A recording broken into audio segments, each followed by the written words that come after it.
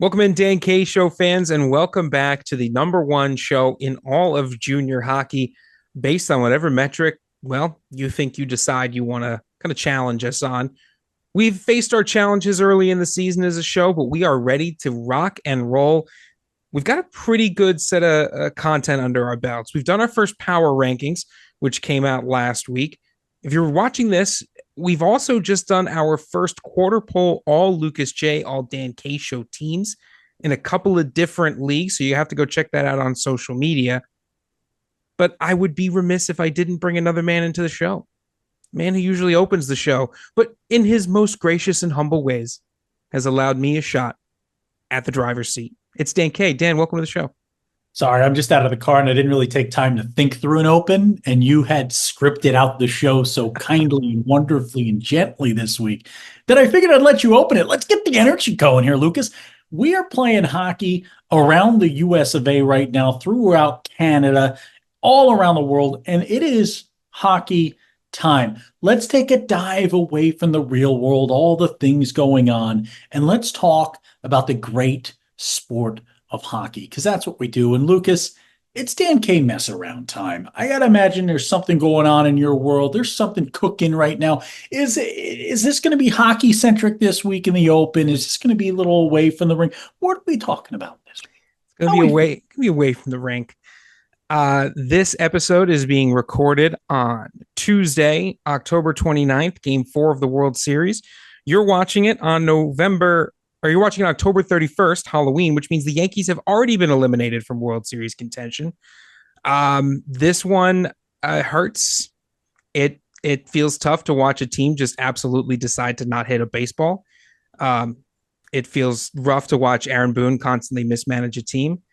And I guess there's always the Rangers at this point, but it's frustrating to watch a manager who has zero feel for the game be in that position. And Dan, it feels like more and more we're seeing people in positions, high ranking positions around sports, who have zero feel for anything. And to see it constantly happen and then see it on the world's biggest stage as well, it's frustrating. But you know what? They made it to the World Series, and that's an improvement off last year. So I guess we've got that. Yeah, I would second that, Lucas. I don't want to bore folks. It is a hockey show. We're not going to dive into the world of baseball that I could dive into for y'all to explain to you why things were wrong, why the incorrect decisions were made, and why you don't walk Mookie Betts when he's 0 for 6 lifetime against Nestor Cortez and his cutter against righties, and why you don't pitch to Freddie Freeman with the bases loaded when he's a career 747 hitter with the bases loaded. But I could go into detail, but I will. what I will just say is, I guess on my side of things, Lucas, it's we're through these hurricanes down here. There's some healing happening down here in Florida. That's been great to see. We're starting to see schools back underway. We're seeing sports back up and running. It's an exciting time here. It's that the one positive, the sole positive that comes from hurricane season down here is the next 2 weeks after a hurricane. People don't know this. It is like the greatest weather of all time. It is 70 to 75 degrees at night and in the morning and during the day. It's never too hot. It never changes. Cool breezes everywhere. It has been sunshining ever since. So I know there's a lot of folks doing a lot of healing, and we're happy to see it down here in Florida. It's an exciting time. The regrowth, the rebirth, kind of like the regrowth and the rebirth of our power rankings this week, Lucas. Before we get into an incredible EHL conversation, let's talk about the fact that the power rankings are back. You all saw them. You all have weighed in. You got to let us know what we got wrong, what we got right. And I'll tell you what, our power rankings were so good that the crew that said they didn't want them anymore, they didn't need us anymore, they're bringing back the KRACH ratings, Lucas, and launching those apparently this week. Yeah, we've kind of been on record as to why we don't like KRACH for a league that doesn't do a lot of interdivisional play. KRACH is an imperfect model in that scenario. It's very good when you have teams kind of mixing and matching, right? It'd be good for the EHL. It'd be better for the NOL, league that sees a little bit more mixing throughout the season. But when you are kind of holed up in your division all year, it's a really tough predictor of what performance will be. But we're excited to see what their opinion is, and we'll go from there. Yeah, and KRACH is not a system that is proprietary, right? It is a system that was created that is used by the NCAA. It is used by power rankings in a youth hockey league that we know about. And now they're using it in the USPHL to not only try to rank teams, but also to decide on an automatic berth in the elite to the national tournament.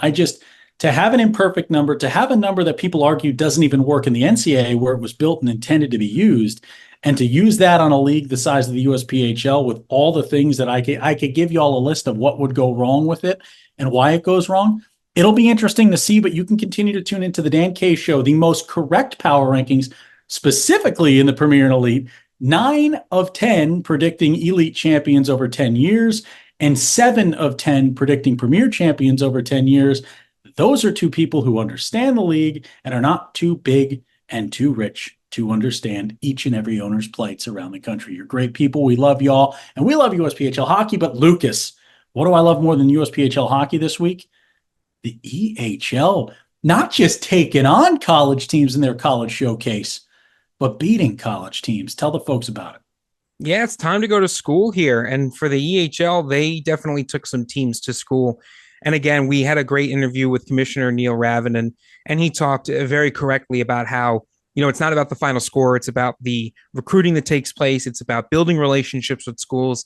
It's about all the other things. But no one's going to argue with a couple of wins under their belt either. The EHL combined All-Stars defeating Elmira College 3-1. The Northeast All-Stars took Wentworth to a shootout before losing 3-2. The Northeast All-Stars beating Keene State. And you go to the Mid-Atlantic, the Atlantic All-Stars beating Post University 5-3. Johnson and Wales beating the Mid-Atlantic 5-1. I'd say pretty successful. I mean, you're talking about, especially that Elmira College game. That's the big one, right? Beating Elmira College 3-1, holding a top 10 ranked NCAA program to a single goal, and then scoring 3 on your own. That, I think, showcases a level of coaching prowess, a level of hockey talent. And I think that there's no better indication of where I think the EHL is headed in terms of its talent. Yeah, and the thing I care about more in an event like this is the experience of the players, right? Mm-hmm. And these families that are investing in junior hockey at the tier 3 level, it's an investment on top of an investment on top of an investment to get to this level of hockey and to be playing tier 3 hockey at this age, trying to get to the collegiate ranks. The opportunity this is for players. This is something that guys that do get an NCAA Division 3 commitment and guys who don't, who play club hockey, or maybe guys who hang it up after this year is said and done, or after their junior hockey career is said and done, they're all going to remember this for the rest of time. They're going to talk about this for the rest of time. This is going to be stories in the war room these guys talk about forever. It's so exciting to watch. It's incredible work that Neil Ravin and the entire crew there is doing with the EHL. This is an event that I know we had talked with RC Like, who coaches with the Westchester Wolves a few years back, about a similar idea and trying to do something, and it never really took off at the top there where we were. So it's just exciting to see the EHL take an opportunity like this, take a chance, put themselves out there, and more importantly, the NCAA institutions that put themselves out there to play against the EHL. It doesn't benefit them to lose to a junior hockey team, right? That's taking on a lot of risk, man. It's taking on risk of now future recruits going, oh man, I don't know if I want to go play there. But now I think you combat that issue, Lucas, with these games, with these matchups. The guys who might think that way, they go, these are some awesome institutions, some awesome coaches who took this chance to play the EHL. It's a great recruiting tool for them. And more importantly, a great recruiting tool for the EHL. Great work by them. Yeah, I think one thing I'll add too, from the perspective of these NCAA colleges and institutions that take part in this, I think they have the right idea, right? When you say like it doesn't benefit them to lose, it doesn't benefit them if you have the wrong take. And I think these schools have the right take, where they have the same idea that we lost, not great, but we're here for different reasons. We're here to, like you say, evaluate talent. We're here to see what happens. And especially for a college like Elmira, they're going to look at that and go, okay, we got to figure some stuff out now, right? We got to take this back to the NCAA level of play, to the NCAA D3 level of play. We got to work on some stuff. So I think if you have the right mentality, it's good all around. Lucas, it's time to talk about some teams that do not need to work on anything because we're going streaking. Bring your hat. You can bring your Snoop. Come on, Snoop. We're going streaking.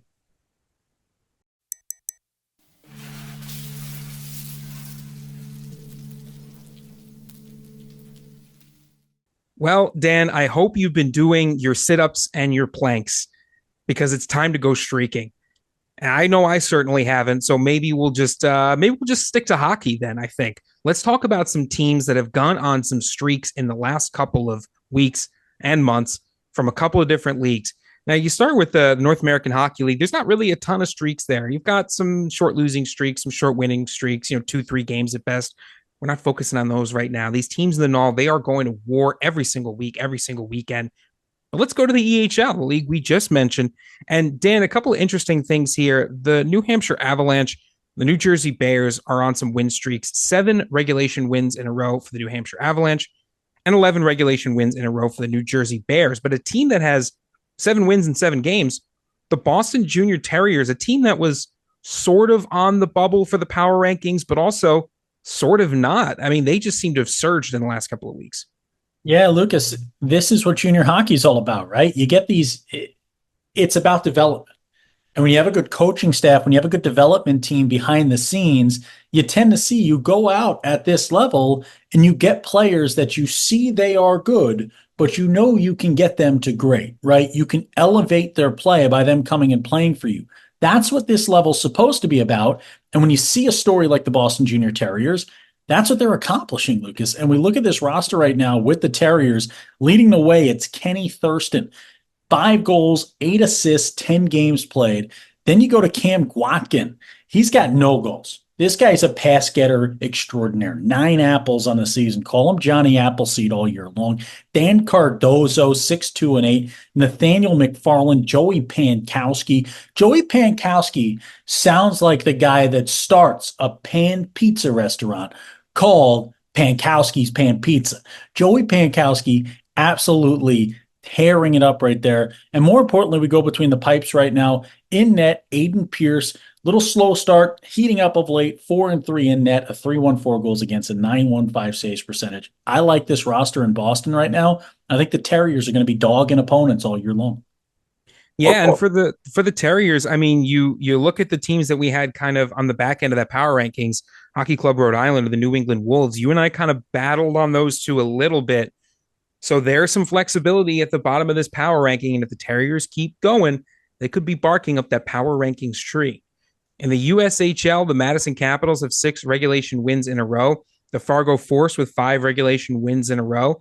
Again, you don't expect to see win streaks like that in the USHL. There's a lot of parity there, a lot of competition, but for Madison and Fargo, they are certainly making a name for themselves.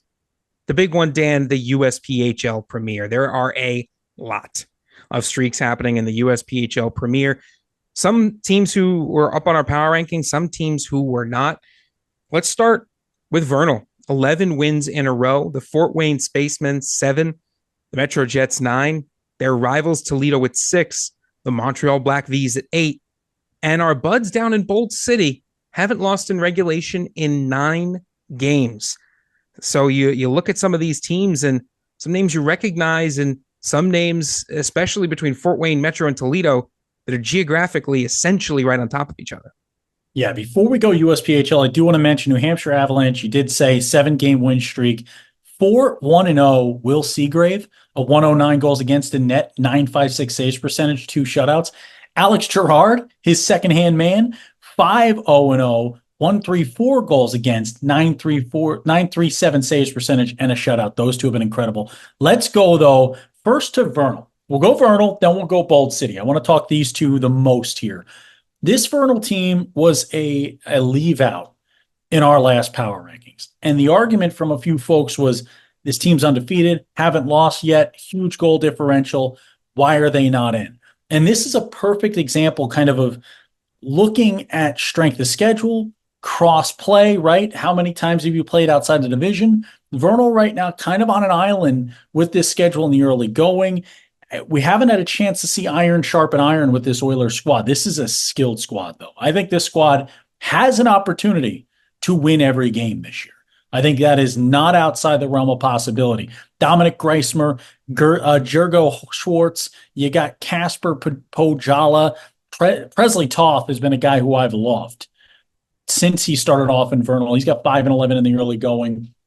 But this is also where KRACH becomes a problem. I ran the numbers on KRACH. Vernal, a top 4 team.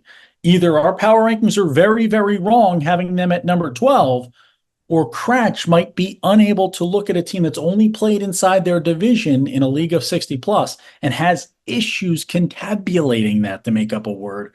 But Lucas, this team everywhere is stellar. And then you go between the net, Leventi Hegedus. This is a guy who has been a spellbounding goaltender. 10-0, 926 saves percentage, one shutout, 2.17. This Vernal team can't play better. They can't play better. This is unreal. 44-0 question mark. And that is part of the issue, right? It's sometimes why you don't trust the computers, you don't trust the binders as much, right? You need to look at what's happening because, like you're saying, Vernal, tons of skill. They've always been a skilled team. We've always loved watching Vernal. They compete. They got dogs in them every single year, but you have to look at the rest of the division and kind of compare it to other divisions, right? So I think that's where it maybe could fall off a bit. Right now, they're league overall number 1 because they've played a lot of games and they've won every one of them. So that could be interesting going down the stretch. And want to say it again, Vernal is a good team, which remains to be seen how good they are in the context of the rest of the divisions. A team that we got wrong, and I think part of it is Dan Kay not wanting to allow himself to look biased since he works with this squad closely, but the Bold City Battalion. And boy, do they go down to Fort Myers. They win 2. The third game, Lucas, a scary moment for Taiku Kelka as he was taken into the boards there and hit from behind on a dangerous play. And Kukelka, we're happy to see and happy to hear from Coach Vossler that he's out of the hospital. So that is a positive, and he is recouping and recovering. Just great work by Bold City to be there for him. We know that Director of Hockey Operations, Rod Simmons, was there at the hospital checking in on him as well. But Lucas, this Bold City team, they are unreal when they get rolling. Kelton Bradshaw's a monster. Sebastian Elrod, don't sing the song, Dan. Sebastian, Lightning Elrod. Bryson Walls is knocking down walls to get to the net with 10 points in the year. No luck of the Irish needed for Jared Ireland with 9 points. Emil Grinsvall's an absolute Swedish monster. Justice Harrison, he's so good. They have 2 of them. They have another Harrison and Easton Harrison, 2 guys that are absolute vets in this USPHL Premier. Caden Conover, Mitchell Behrens, Austin Bailey, Mr. Jake Nachuk, whose dad's going to be coming down. We're going to be hanging out, watching some hockey together.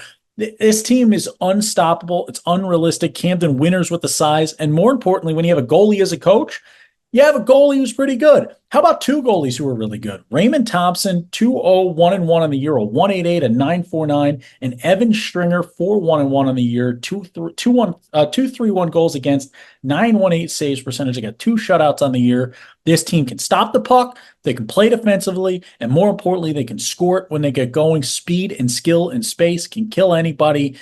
This team is good.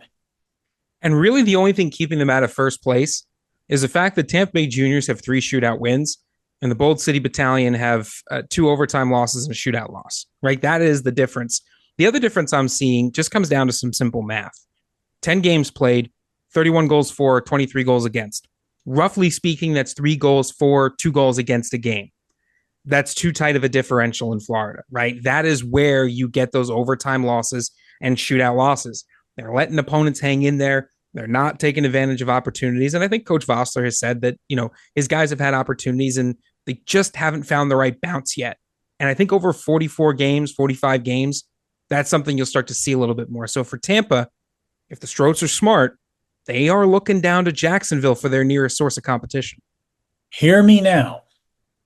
A national championship game this season will be played between the winner of the Florida division and the winner of the Great Lakes. Hear me now. That will happen this year. That is guaranteed. You've heard it here first. Now everyone can just tune out until the final game of the year.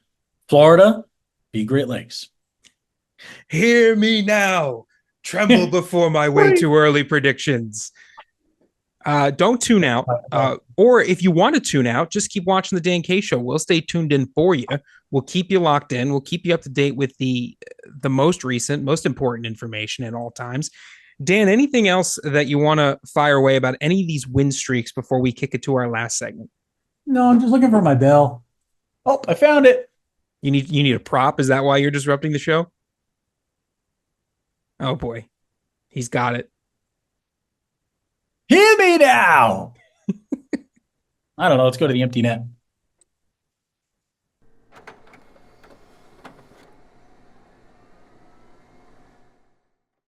Welcome to the empty net, our favorite portion of every show where we talk to you, the hockey fan.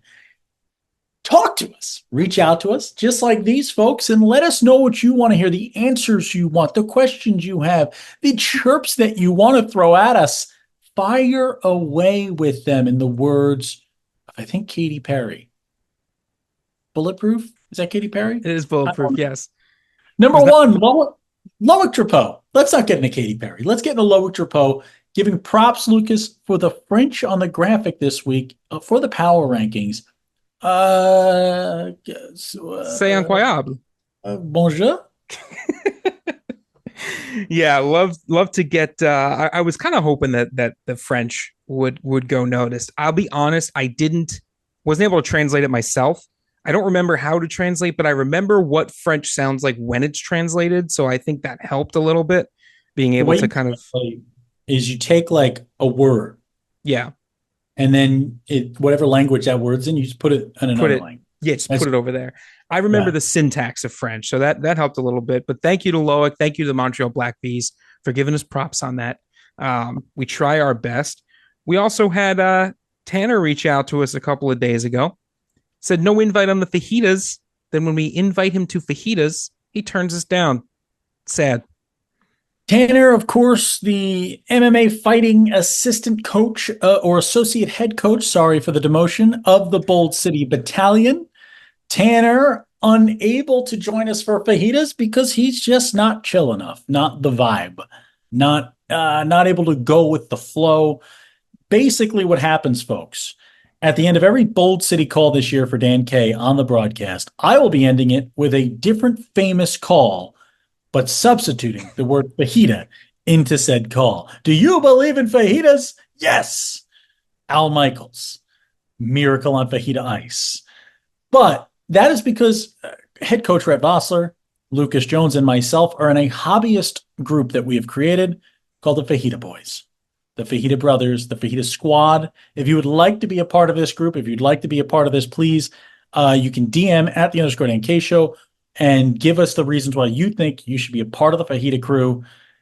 Remember, let us know. The one question I have a prompt of is what's the best type of fajita? Is it the mix? Is it the combo? Is it shrimp? Is it steak? Is it chicken? Let us know at the _NK show. Keeping with the Bold City Broadcasting, Lucas, we had Hold My Beer, Watch This reach out to us. Yo, thanks a bunch for the shout out to the Ukrainian Rocket, aka the Roach, Jake Nichuk.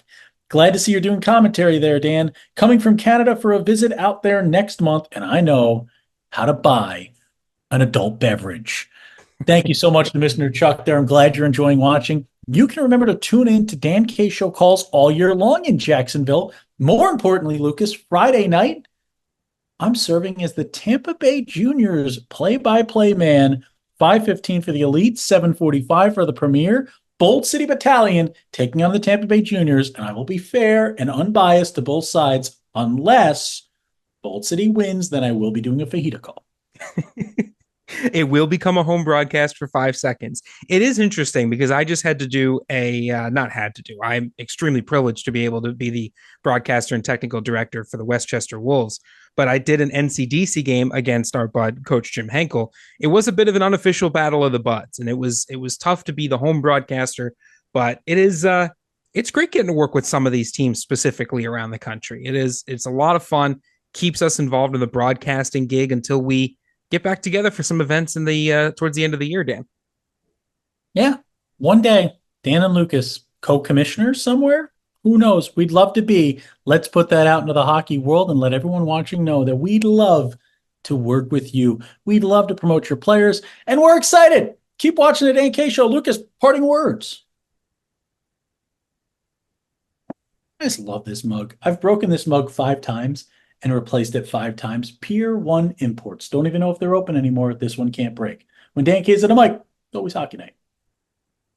Is it a different mug you replace it with, or you just glue them? What I'm assuming is the No, monkey hand back onto the cup. the same monkey cup altogether. What's interesting about Pier 1 imports is the face is always different. Everything else same. Face different. It feels like it was a collector item that they just didn't tell you had to collect.